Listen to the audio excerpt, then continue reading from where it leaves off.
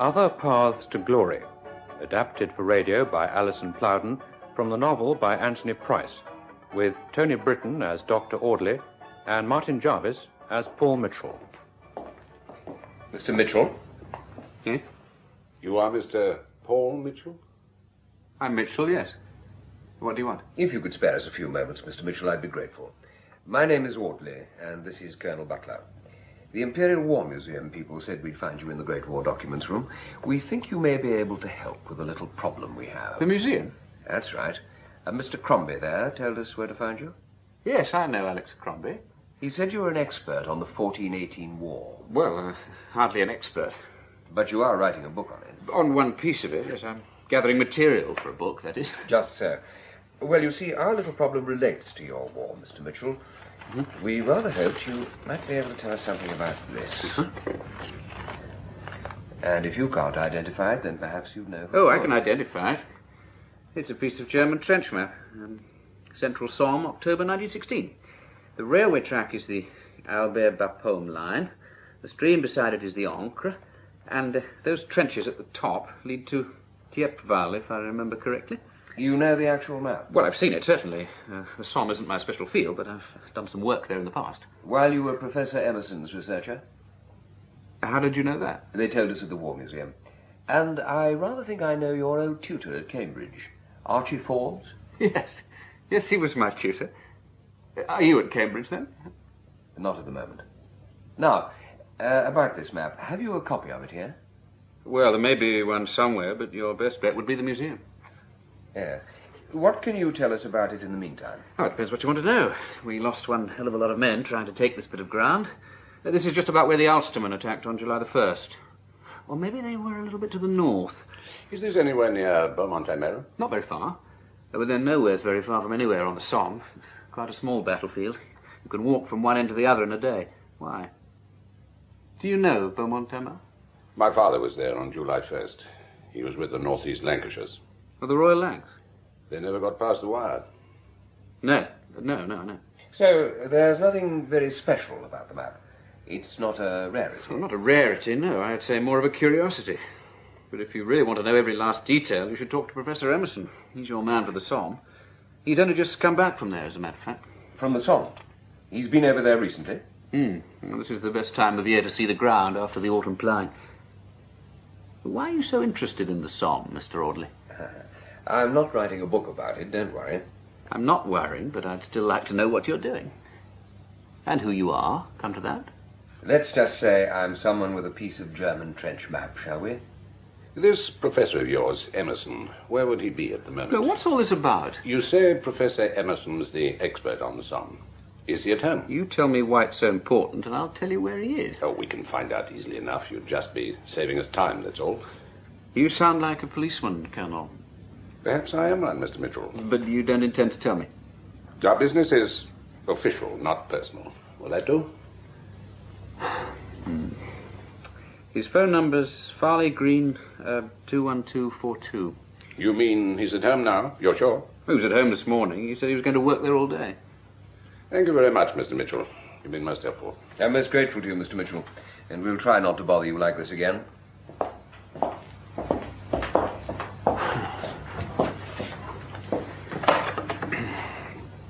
Number, please. Yes, can you get me Farley Green, 21242, please? I'll call you back, sir. All right, thank you. Now, let's see.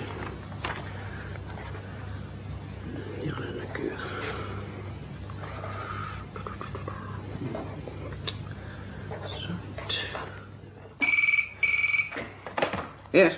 Your call, Mr. Mitchell. There's no answer. It sounds as though the phone's out of order. The line's dead as a doornail. Oh. Well, very well, then. I'll try again when I get home tonight.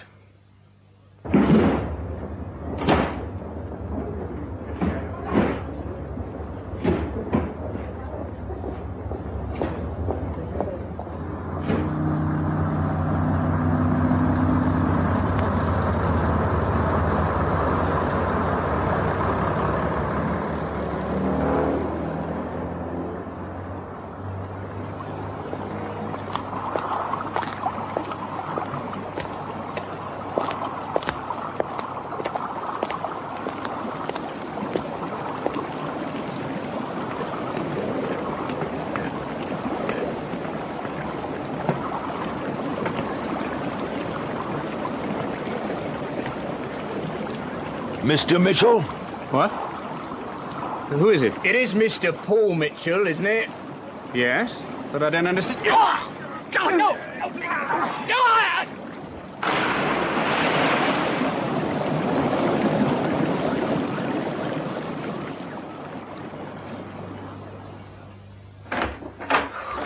Paul! Oh, Paul, thank God. Now, Mother, it's all right. I simply fell in the river. Oh, my There's nothing darling, to worry yes, about. of course you did. You just fell in the You river. say you fell in the river, sir? That's right, officer. It was all a mistake, you see. My son's just had an accident. What's going on? Mother, what's happened? Now, darling, you're soaking wet and you'll catch your death if you don't get these clothes off. So you run upstairs and pop into a nice hot Look, bath. just a minute. I don't understand what the police are doing here. Will you kindly tell me what's been going on? Well, I was hoping you'd tell me that, sir. Paul, What darling. do you mean I'd tell you? Tell you what? You said you'd fallen in the river. Yes, well, that wasn't true, I'm afraid. I didn't want to frighten my mother. Ah. What would you say if I told you that actually 2 men tried to kill me just now as I was walking home? They grabbed me on the bridge over Godsey Weir and threw me in. Did they, sir? Then you're lucky not to have been drowned. That weir's a very dangerous place. Yes, but I was lucky, you see. I got caught under the bridge. They threw me in next to one of the gates that was lowered, and the current pushed me to one side where there's hardly any water coming through. I managed to climb back onto the bridge from underneath. Paul, darling, you mustn't... Just a minute, Mrs. Mitchell. Now, sir, can you describe these men? Well, I only really saw one of them. I didn't see him properly in the dark. Can you think of any reason why anyone would do such a thing? No, I can't. Neither can I, sir. And that's why we must have a straight talk, you and I. Straight talk? What the devil do you mean? Now, you just tell the truth, Mr. Mitchell, and everything will be all right. We're only here to help you, and that's what you need, isn't it? Help. You're darned right I need help. Somebody has just tried to murder me. Yes, sir, so you say. But in that case, perhaps you'd care to explain this. What on earth? Dearest Mother, Professor Emerson told me today that it's no good my going on with my work. There are other people whose research is further advanced and much better than mine. I think I've known this for some time, but I managed to shut my eyes to it. Now, it's no good pretending anymore. There's nothing left worth living for. Forgive me, Paul. But I didn't write this. It is your signature, isn't it, sir?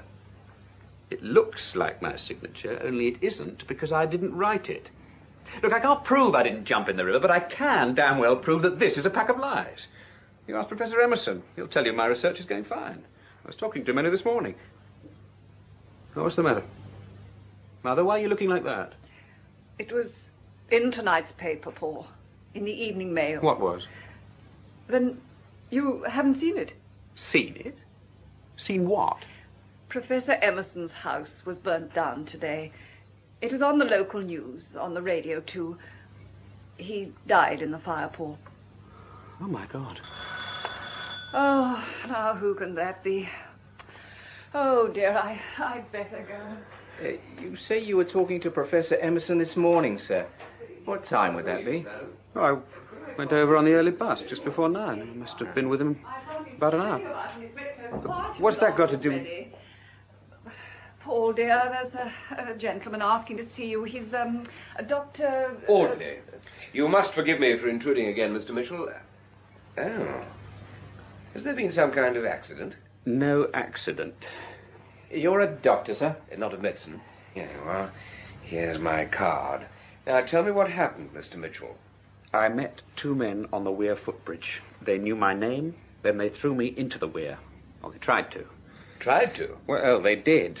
But I got stuck under the bridge where they couldn't see me. And they thought you drowned? I imagine so. Could I speak to you privately, Dr. Audley? I think you'd better, Constable... Constable Bell, sir. Perhaps we could use another room, Mrs. Mitchell, and your son could get into something dry. Will you kindly tell me who you are, Dr. Audley, and what you're doing here? Ministry of Defence, madam. Now, may I have your permission to use your telephone? But... Yes, the phone's in the sitting room, Dr. Audley. I'll show you the way. That won't be necessary, sir. We'll find our own way. Paul, what's happening? What's happening now, I haven't the least idea. Mother, did you really think I jumped in the river? I didn't know what to think. There was that note. Yes, how did you get it? It was lying on the mat. Must have come through the letterbox. I saw it there when I came out to start your supper. Oh, darling, I'm sorry, but I didn't know what to do. Poor old Mum. You aren't the only one. Oh, you must get out of these clothes. I don't know if they'll ever be fit to wear again. Oh, Paul, what are we going to do? We're going to see what our friend Dr. Audley's got to say first. Then you really do know him? As a matter of fact, I met him for the first time this afternoon, but don't ask me what he wanted, Mother, dear, because you wouldn't be able to make head nor tail of it. Now, just you go and make us some nice, hot, strong coffee while I get respectable. I think we're going to need it.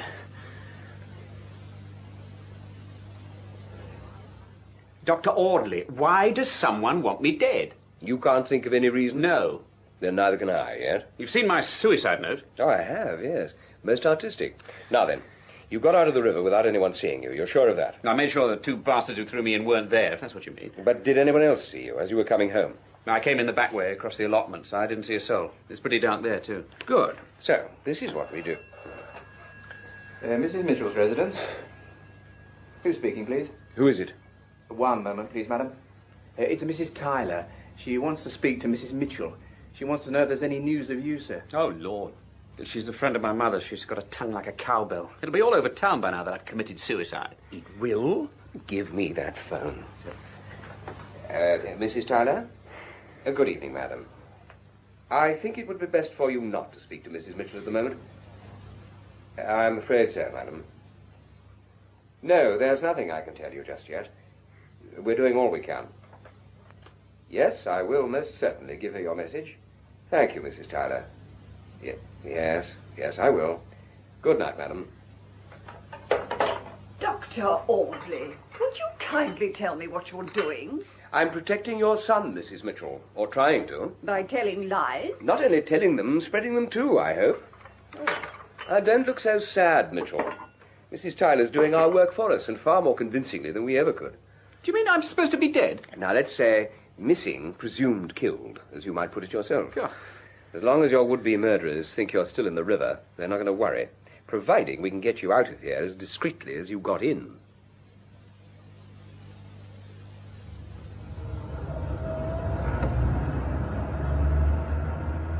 Tell me about the Somme, Paul. May I call you Paul? First, you tell me about Professor Emerson, Dr. Audley. You think there is something to tell? Oh, there's a turning somewhere here I don't want to miss. Yes, there's the sign. Well, isn't there? You didn't come back tonight just to ask me about the Somme. Yes, you're quite right, of course. He didn't die in the fire, did he, Dr. Audley? It'll be easier if you call me David. No, he didn't. He was struck from behind and then arranged at the bottom of the stairs. The fire was started in his study among his papers. They thought it out quite neatly, really. Emerson upstairs, smelling the fire, maybe, then losing his footing and knocking himself out. It just might have worked. But it didn't. No. Someone spotted the blaze from the top of a double-decker bus that was passing. The fire brigade arrived before the fire had time to reach the body. Do you think it was the same two men? Not necessarily the same two, but the same guiding intelligence. Because whoever composed your little suicide note must have known your professor wasn't going to be around to contradict it. Why should these people, whoever they are, want to kill Emerson? And why do they want to kill me? For the oldest and best reason in the world, my lad. You know too much. Yeah, but I don't know anything worth being killed for. That's what you think, not what you know. You say you're not an expert on the Somme, but from where I sit, you look uncommonly like one. Oh, for God's sake, there's nothing classified about the Somme. It's history. Where did you get that piece of map you showed me? From a Frenchman by the name of Edouard Olivier. A very good friend of mine. He's a historian? No. He's a sort of liaison officer between the French Prime Minister's office and the Police Nationale. I've worked with him 2 or 3 times in the past 10 years. So, you are a policeman? Good Lord, no. Neither is Ted Olivier. But you just said... Ted's been a good many things in his time. He was in the Resistance when he was 15. He was the only survivor of his group, too. The Gestapo killed all the others. But he's never been a proper policeman. Officially, he's a civil servant. And unofficially? He's a senior operative in the Service de Documentation Présidentielle. Never heard of it. I'm not surprised. It's the ultra-secret security agency. The great General set it up after the Martel scandal back in '62, when he found the Russians had penetrated everything else in sight. It doesn't sound ultra-secret. Because I know about it? Ah, but you see, it's my business to know about it. Just as it's Ted Olivier's to know about me. Which is why it's interesting that he should have sent me that bit of map and the name Charles Emerson. What did he want you to do? Find out if the map belonged to Emerson, and if so, what he'd done with it. Lost it, or given it away, or what? Well, I can't tell you that. He certainly had a copy of that map, but then he had a hell of a lot of maps. What is it you want me to do? Let's say I may have work for an expert on the Battle of the Somme. Yeah, but I keep telling you I'm not an expert on the Somme. Then let's say I also need an expert on Professor Charles Emerson. You said work. You don't just mean information. I said work, yes. What sort of work? Nothing too difficult, and you're well qualified for it, I should say. Supposing I refuse? Don't you want to see Emerson's murderers dealt with? And the gentleman who sent you for a swim this evening? Yes, of course I do. Of course you do. And I think you're being very sensible, because if I don't look after you, no one else will. And that would be a pity. The fact is, Paul, your country needs you. And the safest place for you just now happens to be in the front line.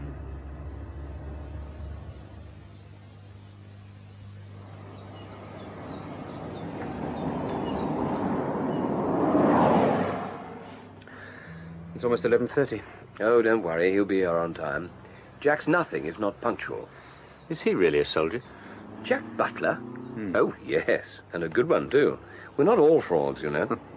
Mind you, that uniform of yours looks very convincing all the same. And there he is, right on time. We'll leave my car here and let him do the driving.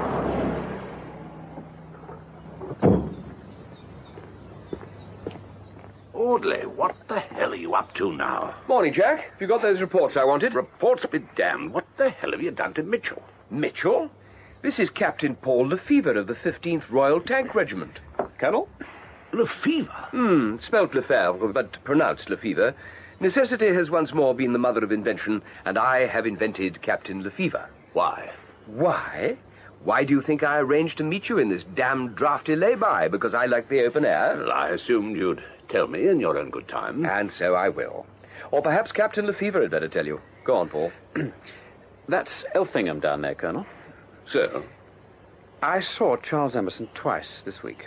Once on Tuesday, the day after he came back from France, and then yesterday. On Wednesday, he went to see someone in Elthingham. Who? I don't know, and I don't know why either, but I do know that he was excited about it. Excited? Well, I don't mean he was dancing up and down, but he said it was a pity he'd had to come back so soon. He'd got a lecture to give, because he'd stumbled on a very interesting thing. Something in France? Yes, but he said it did at least give him a chance to check it up at this end before he went back. But he didn't tell you what it was? No, I didn't ask him. I was more concerned with my own work. Anyway, if he'd been ready to tell me, he'd have done it without being asked. So maybe it wasn't very interesting anymore. If Charles Emerson said a thing was interesting, Colonel, then that's what it was. And therefore still is. Well, Jack, are you satisfied? Does he know the score? He knows Emerson was killed. And if you mean, do I know someone wants to kill me too? I've already had a demonstration of that. And you think a khaki uniform will put them off next time? Oh, come on, Jack. They think he's dead. As far as we know, they've only seen him close up once, and that was in the dark. Well, I hope for his sake you both know what you're doing. Whose bright idea was Lefevre? Mine. It's his second name and his mother's maiden name, so he's not likely to forget it. Now, I suggest we get down to business.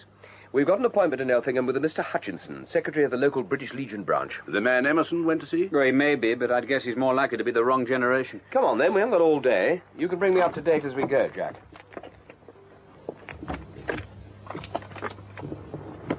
Olivier is officially on leave. He's not in his flat or his country cottage. His car's gone. Have you tried the Somme area? That's where the action is. Our men say there's a security alert in 4 northern departments. There's a rumor that there's a brigade mobile squad in Amiens. Oh, and one of our chaps spotted some old plainclothes friends of his from the Surveillance du Territoire killing time in Arras. Really? But no Ted Olivier? No. But Sir Frederick says you were right. There's something big happening. But he doesn't know what? He doesn't. And he'd like to know how you produced your early warning. You can tell him my thumb's pricked. Has anything untoward happened over there, say, during the last week? There was a car blown up in Amiens on Tuesday. Officially, it was an electrical fault leading to a fire and a petrol explosion. And the police were on the spot very quickly. Too quickly, you might say. So no one really knows for certain. And on the home front? The autopsy on Emerson confirms the cause of death as one sharp blow, probably karate chop. A professional job, in fact. Unlike the fire. That's right. None of this has been made public, I hope. No. Everything's screwed down tight for the time being. It's a bloody disgrace, that's what it is. Oh, we know old George wasn't very spry, and it's true he was a bit deaf, and he'd been to the pub, but that doesn't make a bit of difference, because we've been on to the council time and time again about a speed limit on that stretch, so if the Legion can make a scandal of it, well, that's what it is, a scandal. To go through 2 world wars and then be knocked over like a stray dog by some bloody hit-and-run driver. Mr. Hutchinson, I'm sorry, but I think we're at cross purposes. What do you mean?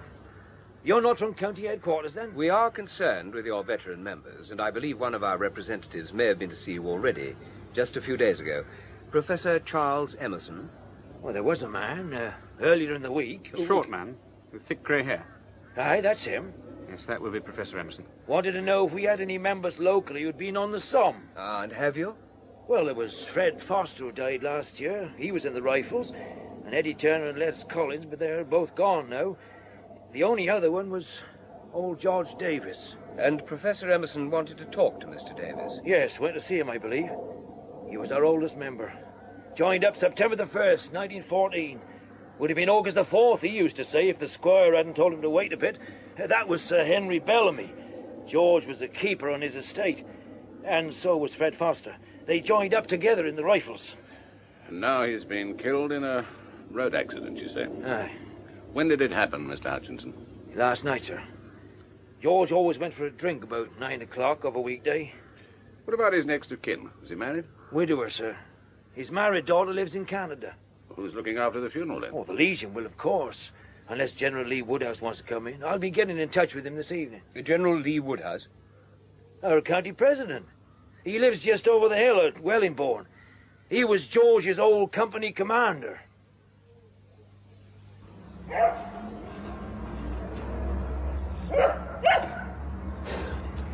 Jack won't be long. Well, he better not be. For General Lee Woodhouse's sake. Well, you could be right there, but we're only 10 minutes from Wellingbourne. And we owe it to Mr. Hutchinson to close his mouth tight, just in case someone gets ideas about him, too. Is that what the Colonel's doing? Applying the Official Secrets Act, yes. In a comradely way, Jack will have the right touch from Mr. Hutchinson. The Poachers. I beg your pardon? The Poachers. That's the unit George Davis must have belonged to. I should have guessed it straight away. It has to be there. Who were the Poachers? They were gamekeepers, Davis, and that other chap, Fred Foster. And the squire told them when to enlist. That clinches it, you see. My dear Paul, I don't see anything. Why should the gamekeepers turn into poachers? Because that was their nickname. The 28th... No, wait a minute. The 29th Service Battalion of the Rifle Brigade. They called themselves the Gamekeepers Rifles, but everyone else called them the Poachers. And they were all gamekeepers? Well, not every single one. I believe they enlisted a few genuine poachers, too. You see, it wasn't like 1939, when everyone knew how horrible war was. In 1914, everyone wanted to be in it. Ah, Jack. Mission accomplished? Yes, he understands the situation now. I think we can rely on him. And now, the sooner we see the General, the better, I'd say. Just a minute. Paul's trying to tell us something about the 1914 volunteers. Ah, poor devils. My dad joined up then. 2/3 of the men in his street. The Blackburn Industrials, they call themselves. The Blackburn Industrials. That's it exactly. They had so many volunteers that people tried to join up in groups with their friends. Glasgow City Tramways formed a battalion, Manchester clerks and warehousemen. Yes, joined together and died together. After Birmingham Mill, half the wives in our street were widows. So, what's your point? I know which unit George Davis was in, that's what. The Poachers. Ever heard of them, Jack? I know, but don't you see, I know more than that. I know where they served on the Somme. I can even guess why Charles Emerson was so excited if it was the Poachers he was after. You can? Well, it's one of the great feats of arms of the whole battle. How the Poachers took Bully Wood and the Prussian redoubt. It's also one of the greatest mysteries. All right, Jack. Paul, tell us about it as we go. Well, it was at Hammer Ridge, September 1916. Just hang on a minute. I'm looking for a map. Bully Wood, you said? Yes, but it'll be marked Bouillet Wood, or Bois de Bouillet. Right, this is it. Now, you see where the ridge is, parallel to the British lines? Cemetery crossroads to the left, then Hammer Village in the centre, with the sunken road leading up to Bouillet Court Farm. Then some open country, then Bouillet Wood here. The soldiers call it Bully Wood. And then the Prussian redoubt on the tip of the spur. And what about the mystery? It was all part of the night attack on Hamo village. Night attack? I thought they only raided each other at night. Well, strictly speaking, it was a dawn attack. The idea was for the assault brigades to form up during the night, when they couldn't be seen, and then go in just before first light. But before that, they needed to capture Bouillet Wood on the right flank, or at least keep the Germans busy there while the main attack went into the west. And what about the Prussian redoubt? That was on the very edge of the ridge, you see, just there, east of Bouillet Wood. Yeah.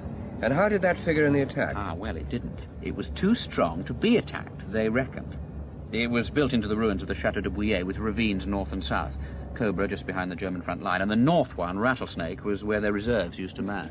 And where did the Poachers come into all this? They were in the second wave of the Bouillet Wood attack, except for D Company. They went in first with the North Berks Fusiliers, but they overshot the mark somehow, and, well, no one really knows what happened to them. Do you want to pick up your car now, Audley? It'll save time later on. Yes, we better split up here, Jack. Paul and I'll take the general, and you get onto the department. Tell them about the old man, Davis. Get onto the police about that. Try the contract killers file. This has a contract smell about it. Then I want you to dig up anything there is on the Poachers. 29th Battalion of the Rifles. Find out how many of them are still alive, where they live, and so on. And dig up the records on, what would it be under, Paul? The Bouillet Wood Prussian redoubt business. The Battle of Hamo Ridge, September, October 1916. Oh, and there's some good air photographs of it in the Imperial War Museum. Air photos. Now, there's a thought. Get him to hire a light aircraft, Jack. Tell him to fly over the Somme area and pick up anything interesting, but especially Hamo Ridge. Get it from all angles. Come on, Paul. And the French? What's it got to do with them? And if Sir Frederick queries it? You can tell him we've got one murder, one likely murder, and one attempted murder already. Remind him Ted Olivier's mixed up in it, and my thumbs are still pricking. I suppose you know what you're doing. Oh, I hope so, Jack. I hope so. Well, I think you're stirring up a hornet's nest, getting involved in other people's problems.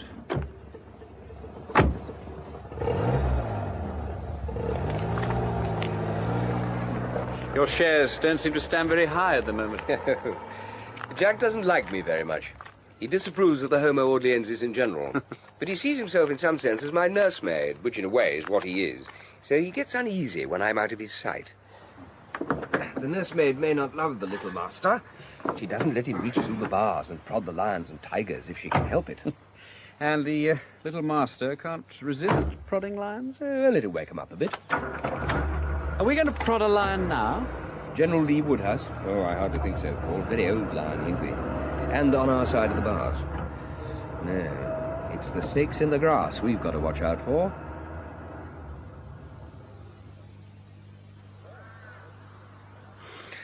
Well, the General certainly values his privacy. Good Lord, what a beauty.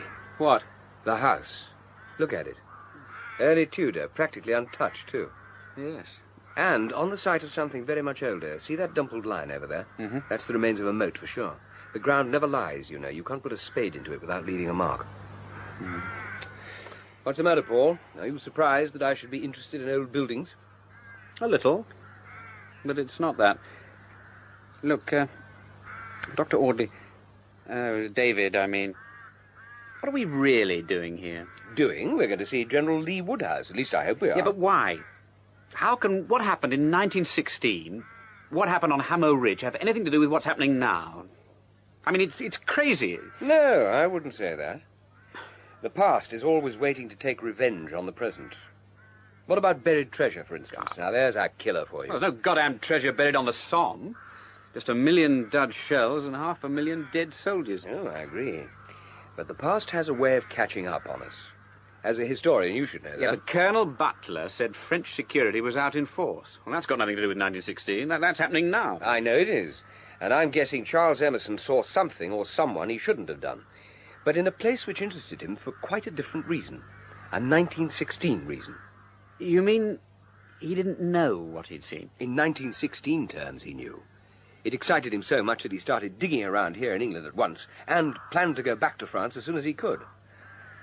Which was why he had to die. And you want me to spot the same thing? Yes.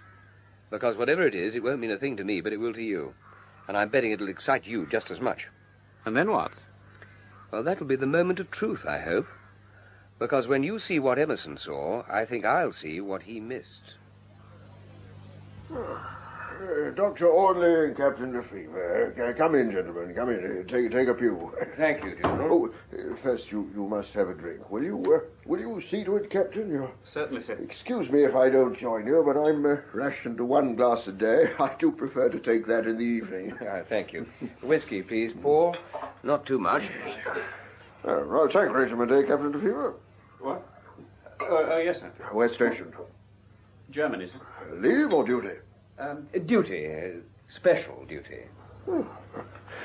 Special duty. What special duty brings you both to see me, of all people? We're from the Ministry of Defense, General. Oh, that lot. Good God. Well, I won't ask you what it's all about, because you'd only tell me a pack of lies. Now, what can I do for you, then? Did you, by any chance, know Professor Charles Emerson? Charles Emerson. Oh, yes. I was just reading about his death. Shocking business. Yes. You knew him well? Not well. No. He came to see me last year about a book he was writing, about the Somme. Now, I was wounded there, in Bouillet Wood. But has he been to see you more recently? As recently as this week? Well, no, he did try. Yes, you're quite right, but I've been away, staying with my granddaughter. I only got back last night. My housekeeper told me that he called and he said he was coming back, poor fellow. I was rather looking forward to it. He understood about the Great War, did Emerson. When you saw him last year, General, did he ask you about anything in particular? Nothing very startling. We talked about the Battle of Hamo. Mind you, there wasn't much I could tell him that he didn't know already. And about Bully Wood. That's what we call it, Bully Wood. The sniper there saved my life. Shot me here, in the shoulder. The bullet went clean through. Or what we used to call a nice blighty one. Sent me back to England. And that saved you? Oh, undoubtedly. Yes, I remember I was lying in a shell between the roots of a tree. Quite a lot of trees still standing then, and I could see first light through them, so I knew we were near the edge of the wood. We seem to have been in it for hours. Actually, it's quite small, Bouillet Wood. Oh, you're right then. Yes, I was there 3 years ago. It's grown up again, and there's quite a large house in it now. Well, you see, seems very large when you can't get out of it. I was convinced that I was dying, and I was there for good. In fact, I said to the chap who came up to take over from me, a friend of mine called Dickie Dyson, I said, they've done for me, Dickie. And then I said, watch out for the sniper, and crack. The moment he put his head up over the edge of the hole, the sniper got him, killed him straight off. Just like that. Crack. And what happened then? Well, I passed out as he tumbled back on top of me, poor chap. And the next thing I remember was coming to at the battalion aid post. But I heard afterwards that as Dickie fell back, he dropped his shotgun and... His shotgun? Yes, well, 1 or 2 of our chaps went into action with them. Harry Bellamy of D Company had a real beauty. Anyway, when Dickie dropped his, one of my acting corporals, George Davis, who was with us, he snatched it up and shot the German with it. It was only a few yards away, and Davis had seen the flash. But of course, I missed the really remarkable part of the whole show. Your mystery story, Paul? Yes. You see, some of the riflemen did get through to the eastern side of Bully Wood. They just pressed on towards the Prussian redoubt. When they got there, they found the garrison had been practically wiped out, and all the dugouts blown in. There were a handful of Germans left, and they fought to the last man, but the place was in British hands by 7:30. And, well, that's it. That's it? Well, as far as the poachers were concerned. But don't you see, they took the Prussian redoubt. Yes, a great feat of arms, you said. I see that. Yes, but they weren't meant to. We weren't even meant to think of trying. In the unlikely event of getting through the wood, we were supposed to dig in at once on the edge. Yes, I understand. But where's the mystery? Well, perhaps mystery is a trifle strong, but the Germans did behave in a most extraordinary way. They made such a hash of it, and that wasn't like them. Oh, no one's perfect all the time, General, not even the German army. My dear fellow, they were the old German army, the old German field army, and they were damn good.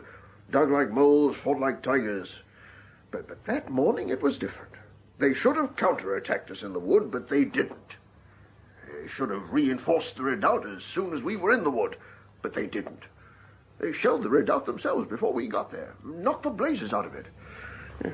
Bad enough to be shelled by the enemy, but to be shelled by your own side. Yeah, hardly the first time that's happened, though, surely. How was it explained, Paul, officially? Well, nobody really knows. The Hammer attack did pull most of the German reserves westward, it's true. And there was a garbled message sent back to their divisional HQ quite early on, about 6 a.m., that we were in the redoubt. Well, which was poppycock, as I told Emerson last year. I can vouch for that of my own knowledge, because, see, I was right up front towards the end, and I wasn't hit till after 6. We weren't even out of Bullywood then. General, is there anything you could have told Emerson now that you didn't tell him last year? Anything fresh that you've remembered? Anything fresh? Oh, no, my dear chap, at my age, you don't remember things. You forget them.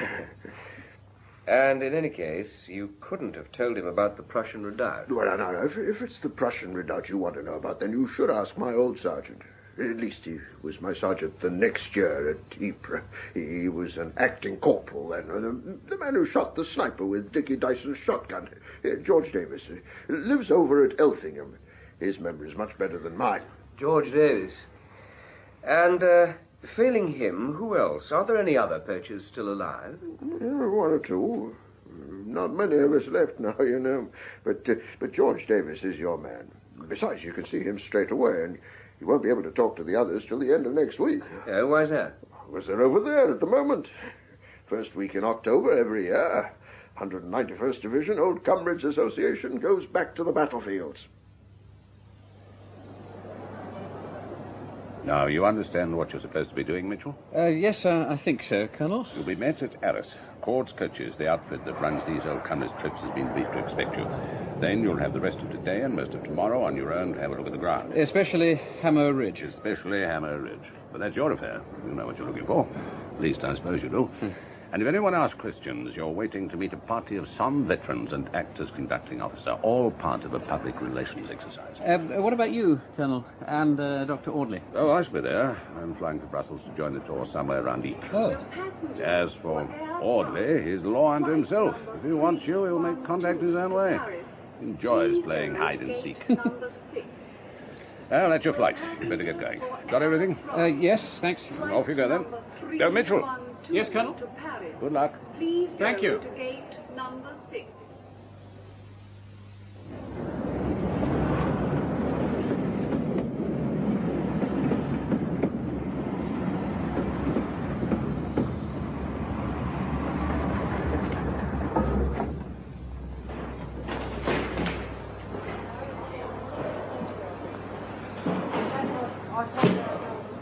Captain Lefevre? Oh. Yes. I'm Nicole MacMahon, Captain, from the Minister of Tourism. But I thought... The manager of Court's Coaches asked me to convey his apologies. He's had to go to Amiens to deal with a breakdown. I see. In the meantime, I've been assigned as your interpreter. I understand that your party will not arrive here until tomorrow evening. So, if there is anything you wish to see before No, then... that's very kind of you, mademoiselle, but I don't think I need trouble you. Thank you. I'm here to assist you, Captain. You are interested in the battlefields, no doubt. Your hotel room is booked and I have a car waiting. So, if you wish to go anywhere in particular... Well, why not? We can see a piece of the ground before it gets dark. Surely MacMahon is a most unusual French name. It is, in fact, an Irish name, Captain. My ancestors fled from Ireland to escape the persecution of the English. Oh. But I think you also have an unusual name for an Englishman. Yes, we have something in common there, mademoiselle. My French Protestant ancestors fled from persecution too, but in the opposite direction. They fled to England to escape French persecution. Oh, then perhaps that is a topic we had better avoid. My friends call me Nikki. And my friends call me Paul. So, where do you wish to go, Paul? I'm afraid I don't know very much about your battles.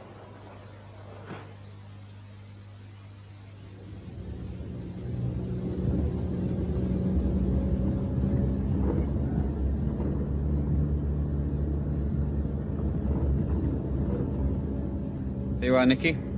The glory hole. Guaranteed untouched by human hand since 1916. The glory hole? It's an original piece of no man's land, but don't ask me why it's been left, because I don't know. There's a sign saying for sale on it. Ah, well, I don't think I'll make an offer. With all the unexploded shells and grenades still in the ground there, it doesn't strike me as being a very desirable property. Unexploded? You mean they could still go off? Well, yes. You see, the shells that went deep are working their way to the surface all the time. Every ploughing helps to bring them up. Even after more than 50 years? Well, not so many now, maybe. But, well, you can work it out for yourself. We fired 250 million shells, well, give or take a few million. And so did the Germans. I say 10% were dud, and on the Somme it was more like 20%. Well, this whole area is planted with high explosive. If you come with me, I'll show you. It's quite safe here. It's only the places that haven't been touched, or the newly ploughed places where you have to be careful. Come on.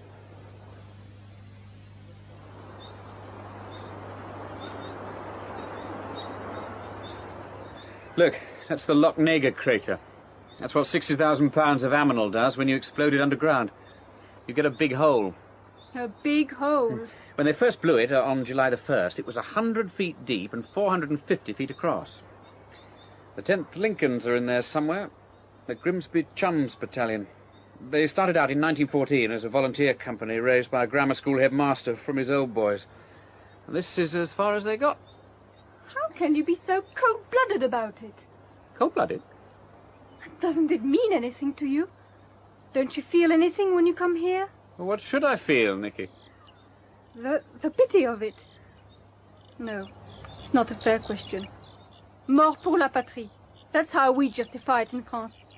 Mort sur le champ d'honneur. 1 minute it's a field of cabbages, but with a machine gun you can turn it into a field of honor with a single burst. Would you rather go straight back to Arras now? Not if there's anywhere else you wish to visit. Well, I thought we might take a look at Bouillet Wood. Bouillet Wood?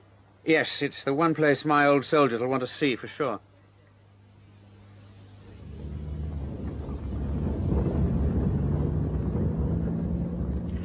You asked me what I felt about this countryside. Oh, that was... I do not know the word for it, but none of my business. Would you say presumptuous, maybe? Well, there is an answer, but you won't understand it, I'm afraid. I feel nothing. Nothing? When I'm here, nothing. Before I came the first time, I thought I'd be choked up with emotion. But I wasn't. I was just surprised at how ordinary everything looked, how small it was. It wasn't until I got back to England. I went for a walk in the country near my home, and, well, there it all was again, every bit of it. A little stream like the Ancre, with water meadows and willows, and a wooded hillside with a country house on the top, just like Tipvel or the old Bouillet Chateau. You could pick up the whole of the Somme and put it down in a dozen places in England and not know the difference. The only difference is that here, 500,000 men killed each other. We're just about on the German front line now. We turn right at the crossroads here. That's Bouillet Farm on the right, and there's the wood. Hey, that's queer. What is? Well, look, there's a dirty great fence around it. That's all new. It does not look welcoming. Whoever lives in the wood does not wish to receive visitors. That's very clear. It can't be anything to do with old Armand Renier, that's for sure. We better see what the gatekeeper's got to say.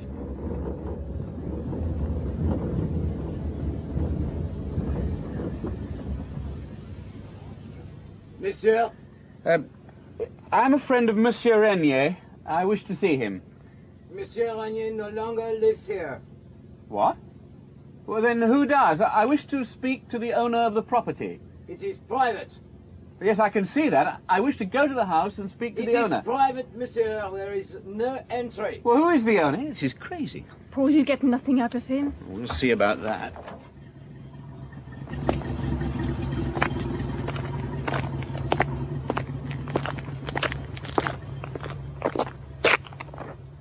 Look, I am a British officer, and I wish to see the British War Cemetery, which is the property of the Imperial War Graves Commission. Will you kindly open the gate at once?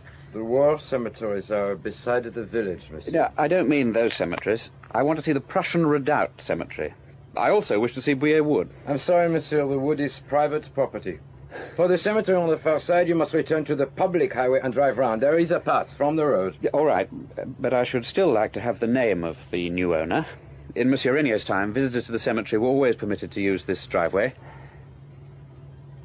The name, if you please. I regret it is not possible. Not possible? What do you mean not possible? The wood is private. Entry is by invitation only. Au revoir, monsieur. Oh.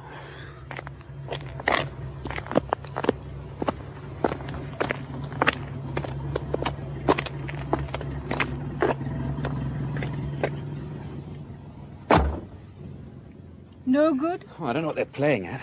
The man wouldn't even say who he's working for. Never mind why he wouldn't let us in. So what do we do now? There's something very odd going on in there. Well, I'm darn well going to have a closer look from the other side. The other side? Yes. Prussian Redoubt Cemetery is on the other side of the wood. That's what we came to see, and we can get to it from the road. And the Prussian Redoubt. Hey, look. I thought we might see some shells. Those must be from the latest ploughing. 2 British 18-pounders and a German 5.9. Surely they won't just leave them there. Oh, no, the army comes round from time to time, picks them up. They're not dangerous unless you take gross liberties with them. All the same, I do not like them. Now let's see your cemetery, Paul, and there will be time to go. Because it will be dark very soon, and I don't think I will like it here very much then. No ghosts here, Nicky. The battle's over for these chaps. Nothing will stir in this place till the last trump. Oh, look! Poppies! I thought it was in Flanders that all the poppies grew. Well, they grow wherever the topsoil's disturbed. Maybe they're like chalk, I don't know. It's very chalky here. Here, look, we're right on top of the redoubt now. You see where those headstones have been laid flat over there? Those are graves. I thought that was a pavement. Oh, no, they were like all the rest once. They kept sinking, falling over. Why's that? Well, because of the German dugouts underneath. They're gradually falling in. Underneath? You mean the dugouts are still there? Oh, sure. The one here must be quite close to the surface, actually. But didn't they fill them in after the war? And during. But the Germans used to dig deep, 30 or 40 feet. More than that in some places. And we didn't have guns big enough to reach them. We never dug so deep ourselves because we didn't intend to stay here for the rest of the war. They became an army of defence, and we became an army of attack, which is why we won in the end. It doesn't look like a victory monument to me. Where are the losers? The losers are under the victors. Every dugout entrance on this whole ridge was blown in the moment we reached it. There are more Germans under Hammo Ridge. What the hell? Who's there? What is it, Paul? Was it a shell? I'm not sure. I don't think it's that. What's it then? I'll go and have a look. You stay here.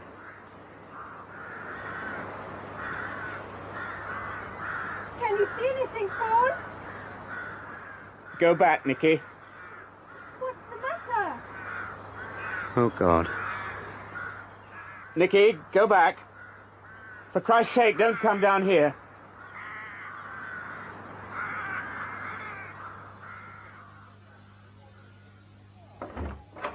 Ah, come in, Paul. Sorry to drag you out so late, but I thought it was time we had a chat. Do sit down. Thank you. I didn't know you were going to be in our house, David. Oh, I always like to be where the action is. Now, have you managed to get a look at Bouillet Wood? Only the outside. There's a double wire fence around it. No trespassers. But I thought you knew the man who owned it. Not anymore. Armand Renier sold up last year. I did manage to find that out. There's a new owner now. Oh, who? The man on the gate wouldn't say, and nor will anyone else I've asked. Ah. There's something more, isn't there? Yes. We've got another body. Another? He was spread all over Rattlesnake Ravine. I think I found the biggest piece of him. It was his foot. What happened? Well, the police said it was an accident. People do get blown up on the Somme now and then. But that's not the point. Wherever we go, there are accidents. But you're only guessing in this case. Well, I've only been guessing all along. I'm guessing that Charles Emerson saw something out here.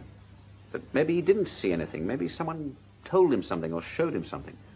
Someone who's just had an accident. While on the way to see the next Englishman who came sniffing round Bouillet Wood.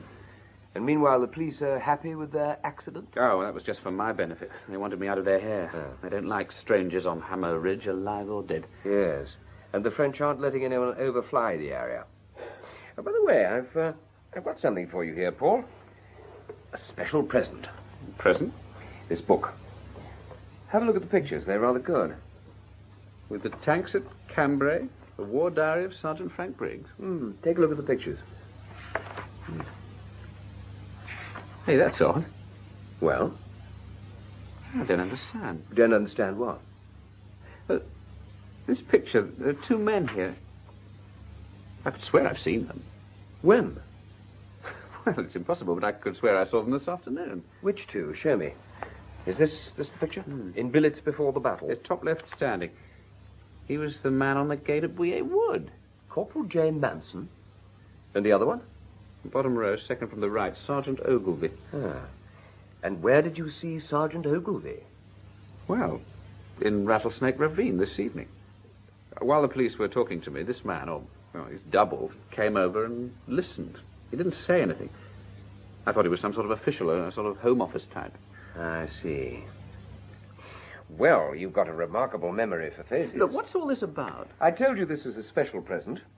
I had our photographic section put it together for you. They took out the original pictures and replaced them with some trick photography of their own. You are looking at an artificially assembled gallery of 9 members of the Service de Documentation Présidentielle. The 9 men we know, that is. Have a look over the page. You'll find another equally worthy group. A divisional Christmas party in 1917? That's the one. Someone in photographic has a warped sense of humor. Have you seen any of them? No. No, I don't think so. I'm relieved to hear it. They matter less, but it could be one of those chaps who put you in the river, my lad.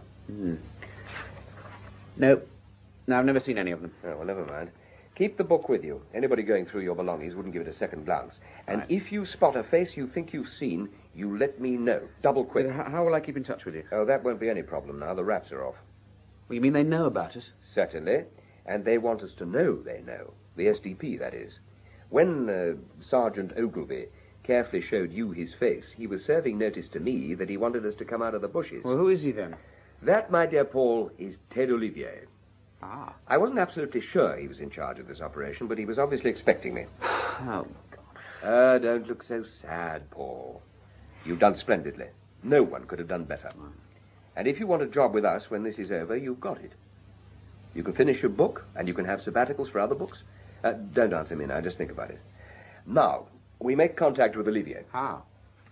Just look at the last picture in that book of yours. Blighty. Number 8 Military Hospital at Rouen. Do you recognize anybody? The nurse. That's right. Your charming interpreter, Mademoiselle Nicole MacMahon.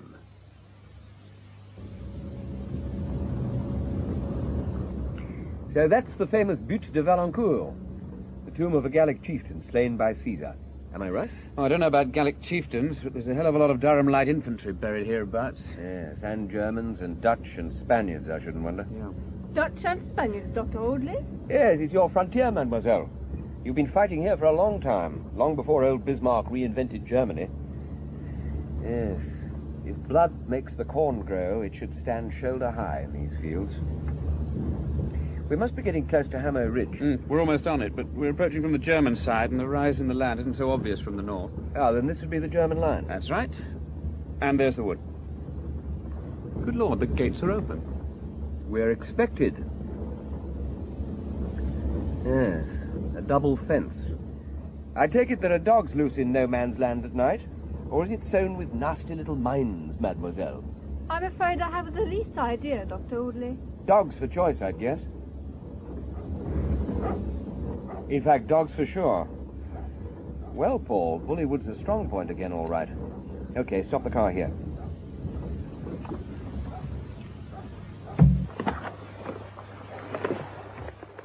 Hello, Ted. Good to see you again. David, always the early bird, eh? And Captain de Fever. Good morning to you. Monsieur Olivier? Shall we drive on to the house, David?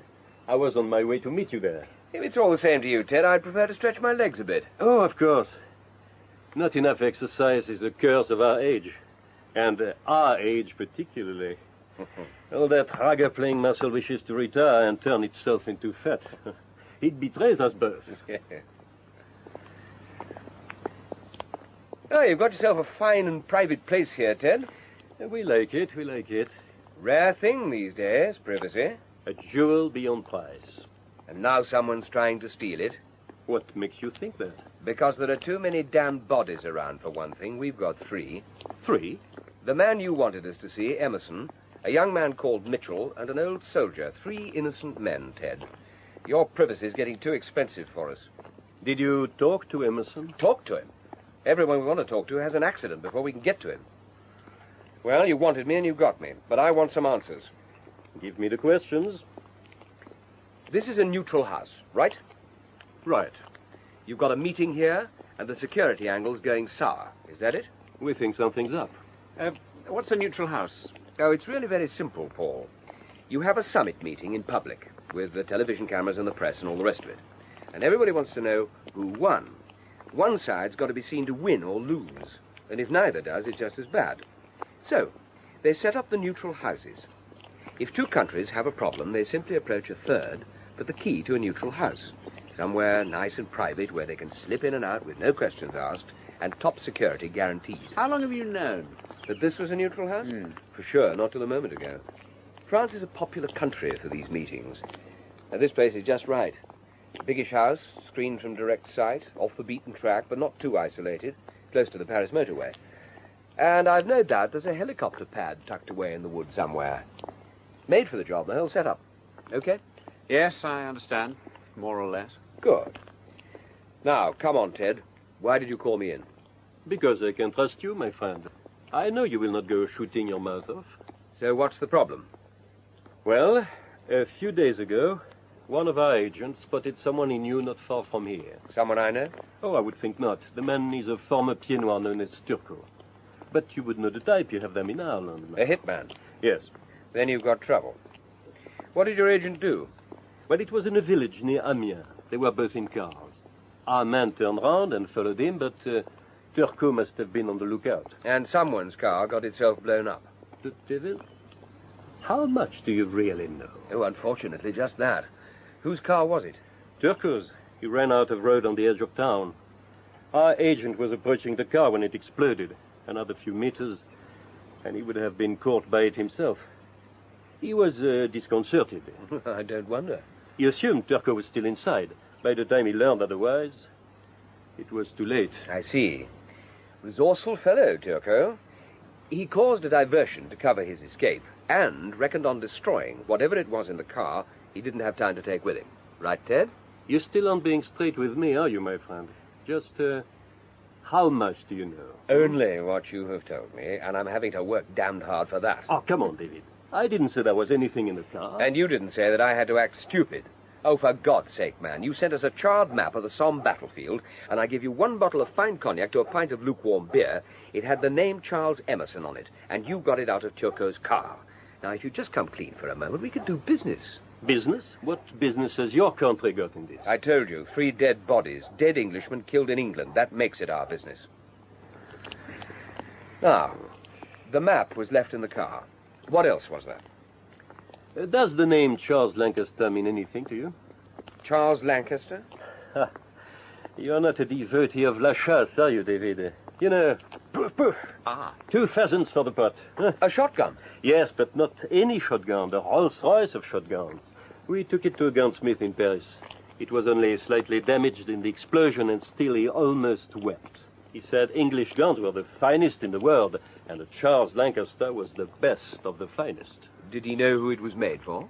He did not know, but it was one of a pair of guns made for one man. It had the initials HJB in silver on the stock, and it was numbered 2 on the top of the barrel flap.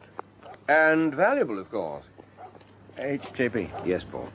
Was it new? No, it was not.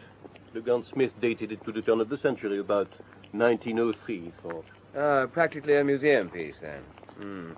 Ted, when does this summit meeting of yours take place? This weekend. Cancel it. It doesn't matter who's coming. Get them to some other neutral house of yours. And admit we cannot guarantee security in the heart of our own country? That we can spend tens of millions on the latest equipment, and one glimpse of one piece of scum throws us into a panic? No, David. If we did that just once, there would be no neutral houses anywhere. So you ignore Turco? Oh, no. The wasps buzz round the jump out, naturally. So we seal the lid tighter while we look for the wasp's nest. We? I might be prepared to let you help me look for it. Oh, how very good of you. We find out why Charles Emerson had to die, and in return, you make sure his killers are paid in full. Agreed. You and Captain Lefebvre will report to me, and to me only, through Mademoiselle MacMahon.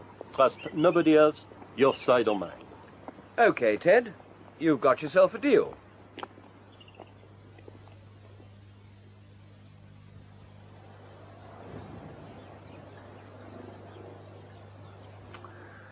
Well, I don't reckon Vimy Ridge can have looked much like this in 1917, eh, Paul? Do you think your veterans recognize it? No, I don't suppose so. Interesting, though. I think I'll take a walk up to see the Canadian Memorial while we're here. Right. Would you like to come with me, mademoiselle? Yes, certainly. Very educational for you. Colonel Butler? Over here, sir. Yes, what is it? Better make it quick. Look, I think we've got a lead. If you've got any poachers in the coach, I'd like to check it out with them. What lead? Some of the officers carried shotguns in the attack on Hamo Ridge. The French have got hold of one of them, I think. One that belonged to a particular officer. Which one? H.J. Bellamy, Second Lieutenant Harry Bellamy. Bellamy? Someone mentioned that name recently. Yes, at Elthingham. Sir Henry Bellamy. He was the squire. Now, this man was his son. He was in D Company. That's the company which went in with the North Berkshires in the first assault. The one that disappeared over the ridge and never came back. Well, I can give you one man who reached Hamo Ridge. Captain Faversham. He was a subaltern in B Company. But he'll have known Bellamy right enough. Did I know Harry Bellamy?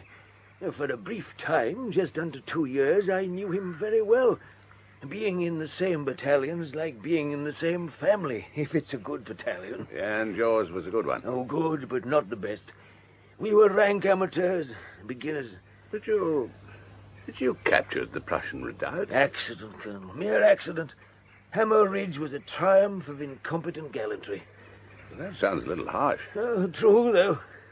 The North Berkshires and the Poachers were supposed to cause a diversion to annoy the Germans, but they caught the North Berks in close order while it was still pitch dark and shelled the stuffing out of them. So we had to reinforce them with D Company before they even got started. Ah, yes. That was Harry Bellamy's company, Captain Lefevre. And that was the last anyone saw of Harry. Or of D Company, come to that. What happened to them? Oh, God knows. I guess they got on the wrong axis between the village and the wood and went on over the top slap into the German reserves. In the dark, no one knew what was happening. I never knew what was happening in broad daylight most of the time in those days. Did you carry a shotgun in those days, Mr. Faversham? Oh, so you know about that, do you? Yes, I did. Half a dozen of us subalterns did. I rather think it was Harry's idea. Everything Harry Bellamy had was the best. Savile Row uniforms, Zeiss field glasses, Charles Lancaster shotgun. He was worth a fortune on the hoof. And you know he carried the Lancaster on the day he was killed? How do you mean? Well, you moved out at night, and he was in a different company. Oh, I see. Well, as it happens, I packed up his kit afterwards. He had a pair of guns, of course, in a beautiful leather case with brass corners, I remember. One was still in it. Number 1. Number 2 was always his favorite. Made me sad to think some German had got it.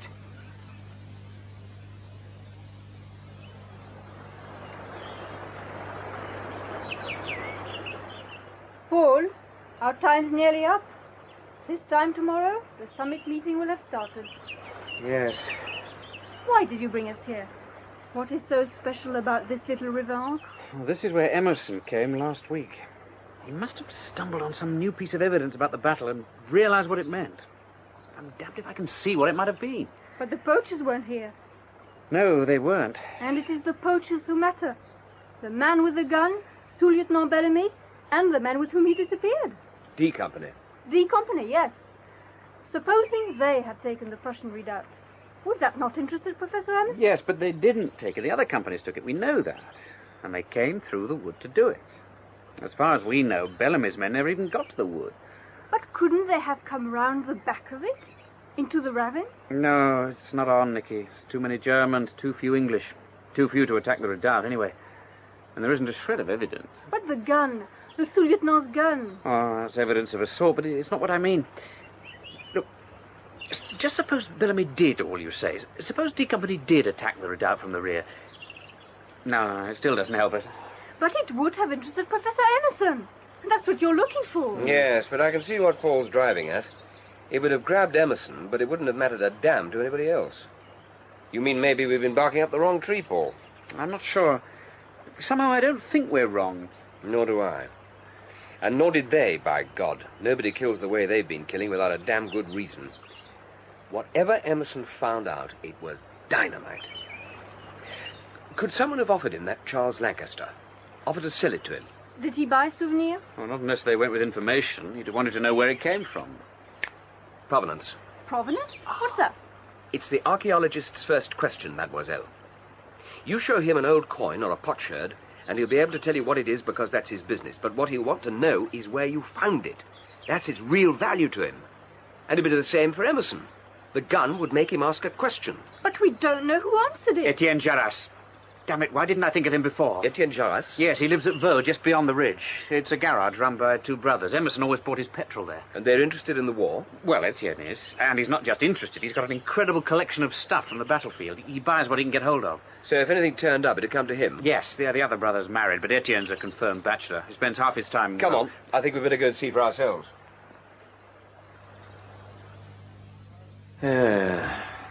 How did it happen, Monsieur Jarras? Who can say, monsieur? The road is lonely there, and it was very dark. There were no witnesses. The police think he may have swerved to avoid something. Another vehicle, perhaps. But they do not know. And even if they did, he would still be dead. Your brother was attending a breakdown, you say? Oh, yeah, on the other side of Tilleuil. Some imbecile from Paris had stole this car and couldn't start it again. Me, I would have let him stew, but Etienne, he was always a true Samaritan. He would go out no matter what. You say you were a friend of his, monsieur. I don't remember you, but Monsieur le Capitaine, I'm sure I've seen him before. If you'd care to introduce yourself, mademoiselle, I think we should save time. Police, Monsieur Jarras. Oh. And these gentlemen are from the British Ministry of Defense. You have further questions, Dr. Audley? Monsieur Jarras will answer them. What happened to the imbecile from Paris? Oh, the imbecile? Oh, he telephoned later to say he'd managed to start his car himself. Telephone? Yes, monsieur. Yeah. He telephoned both times. I see. Now, your brother was a collector, I believe, of old war material, weapons and so on? Oh, yeah, it was his hobby. The museum's round the back. Yes, it might be worth taking a look. Ah, oui. No, don't worry, Monsieur Jarras. We'll find our own way. Well, this is it.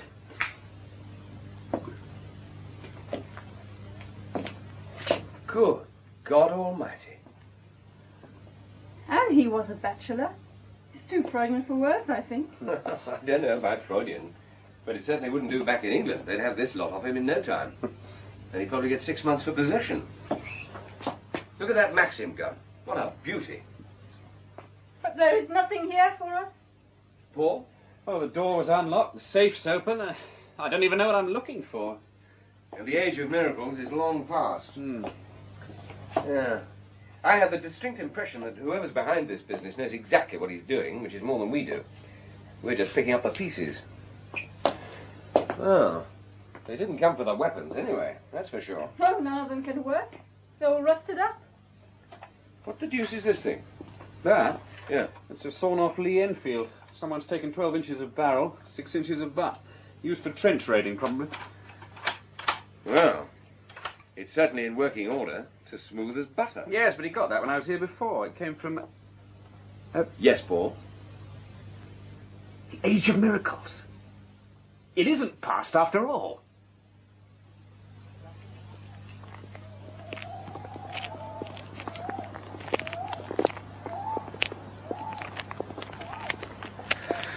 Whew. How much further have we got to walk? Not far. Just a few more yards. I can't see why we couldn't drive up to the door like Christians. There's nothing Ted can do about it now, except make the best of a bad job. My orders were precise. In the event of your finding... Precise nonsense. In the event of our doing his job for him? He reckoned that was likely, hmm? He thought it was possible. You said you were good at puzzles. Oh, not me, mademoiselle, not me. Paul was the smart one. I was a bit slow, actually. I should have got it this morning. Ah, just in time is quick enough, my lad. No one expects better than that in our business. Where are we, for God's sake? We've arrived. This is the barn of Bouillet-Court Farm. Ah.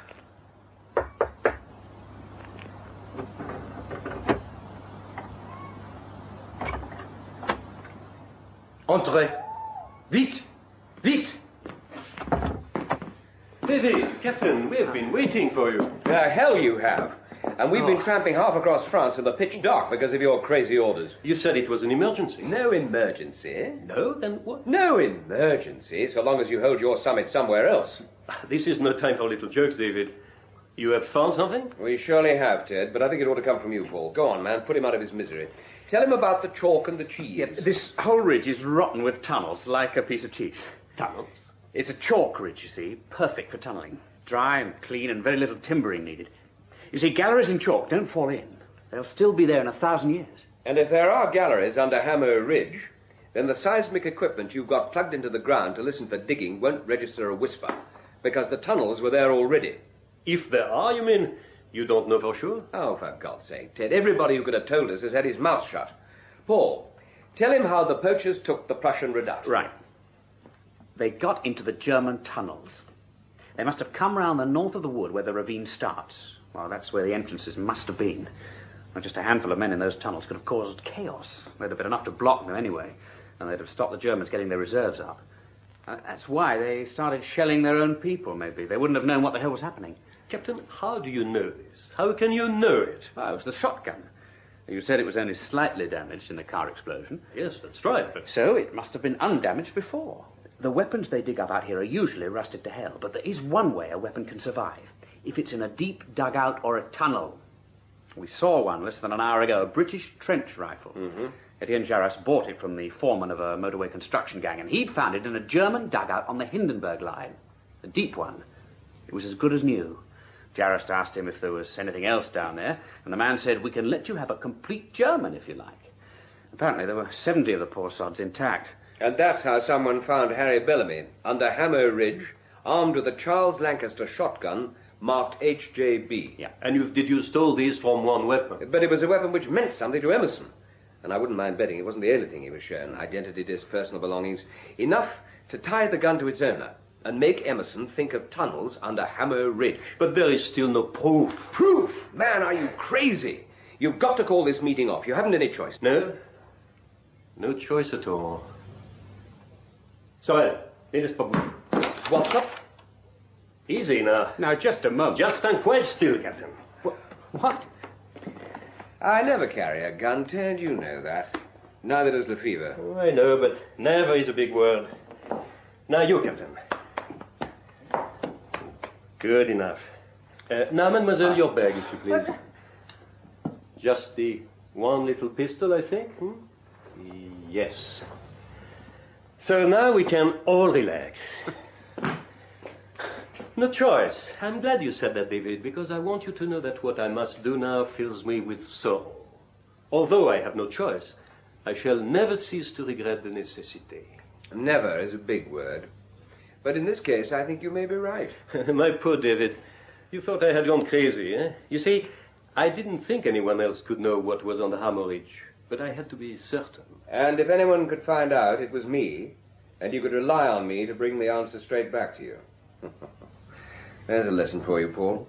Never let anything make you behave predictably in this business. Least of all, friendship. Friendship? Oh, say rather I knew you never could resist a problem, David.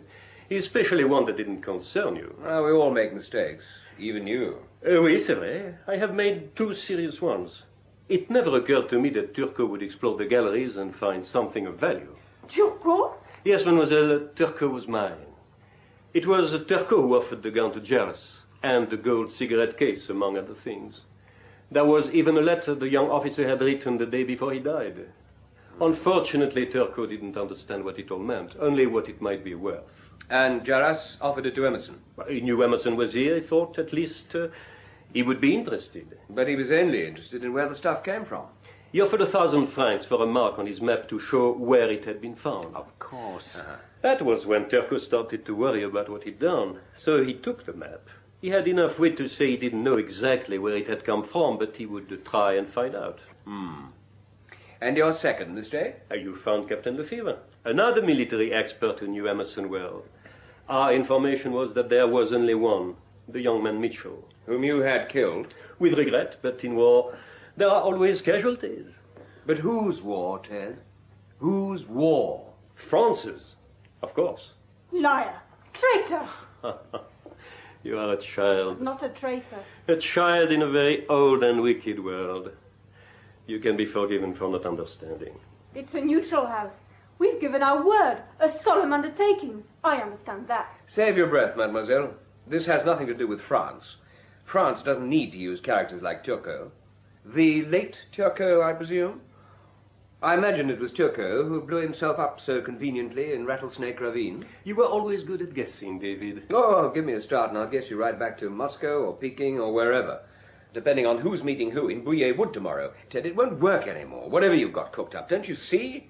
There are too many things that can go wrong now. Oh, no, David, I shall succeed. And with just a very little luck, I shall survive, too. And what will you have gained? A bit more chaos in the world, is that what you want? Something we've both spent half our lives trying to prevent? Exactly.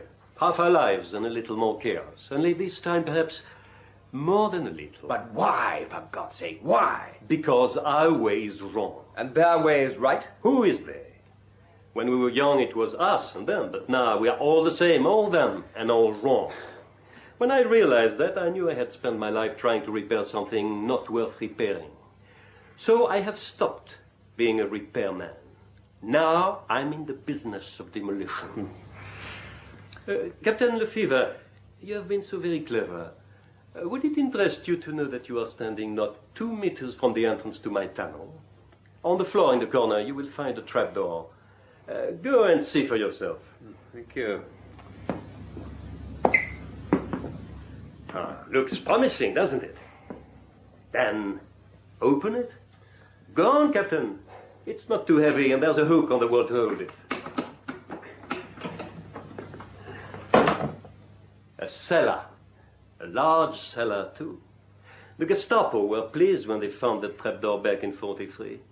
They knew there was a resistance group in this area. They even suspected its headquarters might be on Hammer Ridge. And yet they didn't find us, because they did exactly what you have done, Captain. They opened the trapdoor, and when they did that, they covered up the entrance to our hiding place. Close the trap now. Good. Now you will see. That board on the wall looks as if it's nailed down, but it isn't really. When old Jacques Billot came back to his farm in 1918, there wasn't one brick standing on another. Yes, that's the one. Pull it out, it's not firm. Billot and his son rebuilt the farm all by themselves.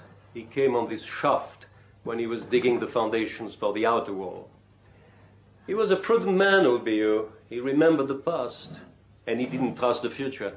So he decided to make a safe place for his money and his valuables and his family. One more, Captain. Et voilà. Old Billot's handiwork. He beat the Gestapo in 43, and he beat our experts just as easily in 75 when he checked out this place. I watched them do it. Nothing like a peasant for outthinking the clever ones, eh? I was down there alone the last time with the Germans raided the farm. And that was when I found out where the tunnel went. I was looking for a way out, but I found something very different. I propose to show it to you. There now. You see? You will not find it too difficult. Don't get any ideas about jumping soil, Captain. Don't even talk to him. He won't understand what you say, and it will make him nervous. I owe you an apology, Paul. Ferme ta gueule! And screw you, friend. And I must apologize to you also, mademoiselle. I've been unpardonably stupid. C'est un fou. Nevertheless, while there is life, there is hope. Ça va, je suis prêt. Patron! You first, Captain Lefevre. Allez. Allez!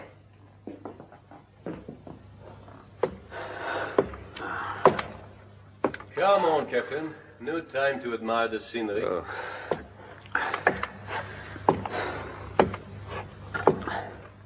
Very good.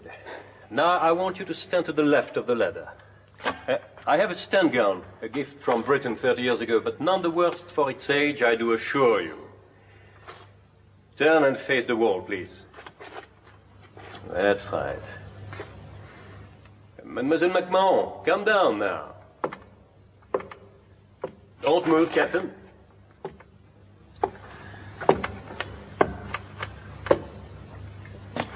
Good. And now you, David.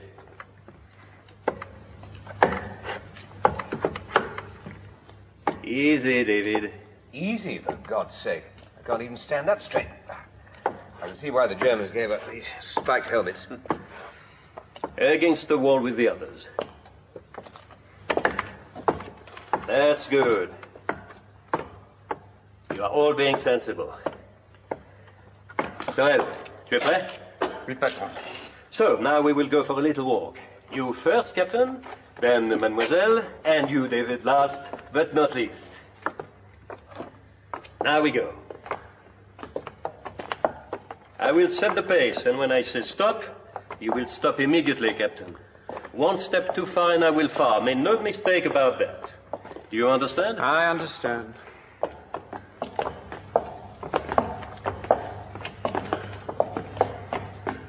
Stop.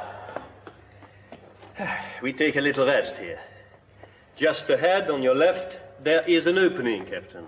You will lead the way into it. It's only a short passage, 7 or 8 meters, and then a dead end. But there is a place to sit. Now, move. I can't see a thing. Feel your way along the wall. Oh, I can't see. Ah! What is it? I don't know. It's only a few old coats hanging on the wall, nothing to be afraid of. That's fine enough. Now, sit down. Sorry. We've got to jump them. There's no alternative. No, wait. There's something here. What? I don't know.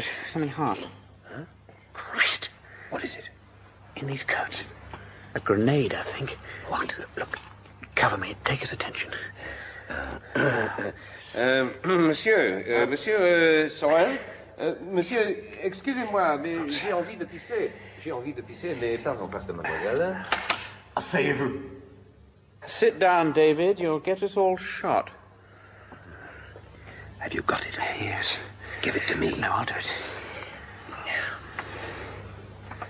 Captain Lefevre. Now we go on. Paul, you get down on the floor, Nicky. And you, David. But get down. Come on, Captain. Now, pin out. All right, we're coming. 2, 3. Attention!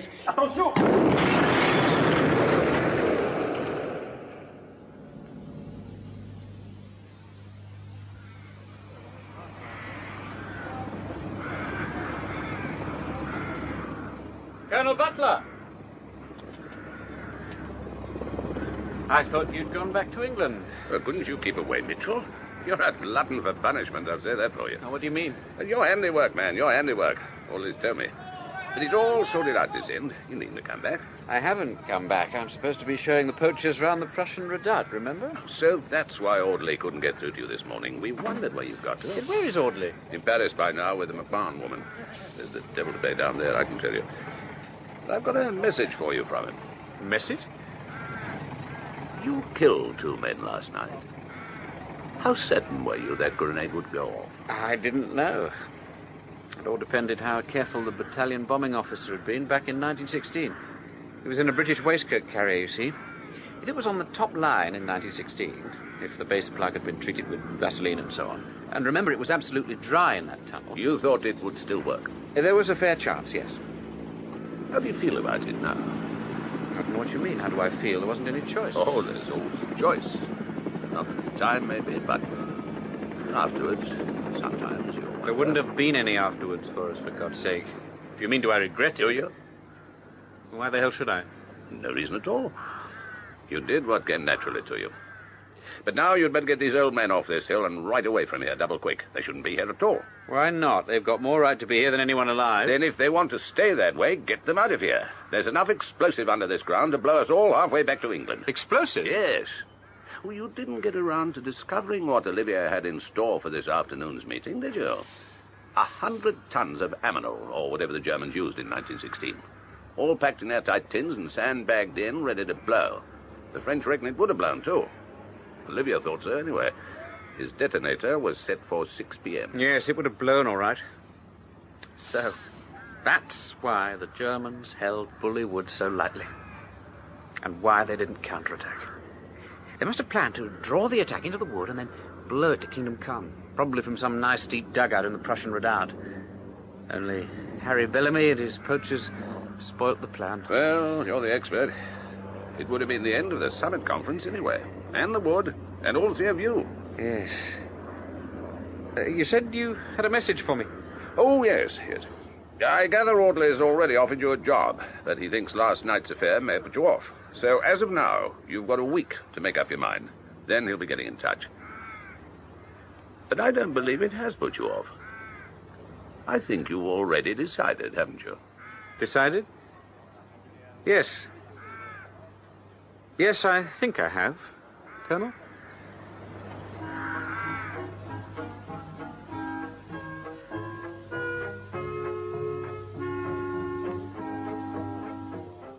Other Paths to Glory was adapted for radio by Alison Plowden from the novel by Anthony Price. Paul Mitchell was played by Martin Jarvis, Dr. Audley by Tony Britton, Colonel Butler by Ronald Badley, Nicky McMahon by Sylvie Datas, and Edouard Olivier by André Morin. Mrs. Mitchell, Lorna Roslin, Constable Bell and Marcel Jarras, David Graham, Mr. Hutchinson and Captain Faversham, Douglas Blackwell, General Lee Woodhouse, Geoffrey Siegel, and Sorel and the Gatekeeper, Steve Hodson. The play was produced and directed by Harry Catlin.